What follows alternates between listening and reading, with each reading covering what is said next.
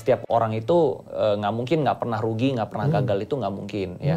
Namanya kita investasi pasti kita pernah rugi gitu loh. Pernah juga kita salah analisa, akhirnya ketipu, rugi juga pernah pastinya. Mental yang dibentuk itu saya berpikir tuh kalau kegagalan tuh hal yang biasa gitu loh.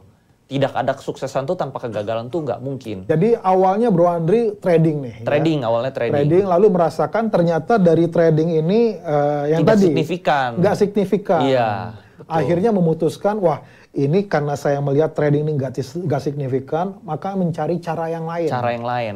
Tapi tentunya kalau misalnya orang yang uangnya di bawah 100 juta ya, mungkin dia melihat trading itu lebih menarik. Karena cepet ya, nggak mungkin kita bisa misalnya kayak tadi saya cerita, sebelumnya saya cerita ya, dari 500 juta itu misalnya saya bisa jadi belasan miliar, itu dari trading itu susah pastinya. Tapi kalau dari berinvestasi saham yang beggar itu lebih cepat. Menang kalah itu namanya kita hidup tuh, menang atau kalah itu it's part of the game aja, it's part of the journey aja. Nggak mungkin orang kayak dia mau bisnis, dia mau memulai sesuatu itu tidak ada kerugian tuh. Tidak mungkin. Kita harus, kalau kita mau kaya, kita harus punya pola pikir seperti orang kaya, seperti itu. Oke. Gitu.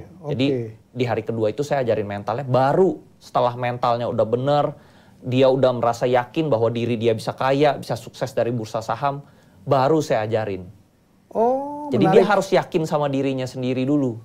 Kalau dia nggak yakin sama diri dia sendiri, ya kalau dia sendiri aja nggak yakin, orang lain juga nggak yakin sama diri dia kan. Terus saya kasih, di hari pertama juga saya kasih tahu orang-orang yang sukses di bursa saham. Jadi dia udah ada pikirannya tuh, wah banyak loh orang yang sukses di saham gitu. Nah di hari kedua baru saya bentuk mentalnya. Baru saya ajarin bahwa semua orang itu bisa sukses gitu loh. Gak ada orang yang ditakdirkan susah, ditakdirkan miskin, itu nggak ada. Itu cuma di mental doang. Gitu. Kalau kita yakin, kita bisa. Kalau kita nggak yakin, kita nggak bisa. Money management. Jadi hari ketiga udah bisa nih nyari duitnya nih.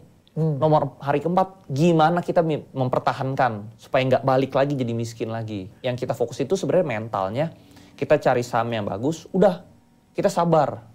Biarin prosesnya yang berjalan gitu loh. Kalau nanti prosesnya berjalan, nanti pasti hasilnya muncul gitu loh. Yang penting kita kerjain yang terbaik, nanti hasilnya pasti ada. Do the best. Iya, do the best aja. Kalau saya cuman pikir, saya beli saham ini murah dan bagus. Dia naiknya, saya tahu one day dia bakal naik. Tapi kita nggak tahu naiknya kapan. Dananya harus 1-10 M, itu udah bisa trading for living atau investing for living. Dan tidak kalah penting, harus punya mental yang kuat. Punya mental kuat tuh penting. Di bursa saham itu setiap hari itu ada saham yang naik, ada saham yang turun. Kalau kita nggak ngerti saham ini, dia naik, kita diemin aja. Gak usah kita ikut-ikutan, gak usah kita FOMO. Itu setiap hari pasti ada saham yang naik. Nah, saya nggak ikut-ikutan beli. Sebenarnya nggak usah bertubi-tubi ya. Tapi setidaknya ada rugi mah pasti ada lah along the way ya. Tapi nggak perlu terus-terusan. Artinya mungkin nggak belajar kalau terus-terusan. Kalau menurut saya ya pasti menang ya ada kalah sekali. Nanti menang lagi ada kalah sekali. Ya itu normal lah. Dari 1 M, rugi 500 juta. Dalam waktu nggak nyampe 10 tahun ya? Nggak nyampe, baru total kenaikan.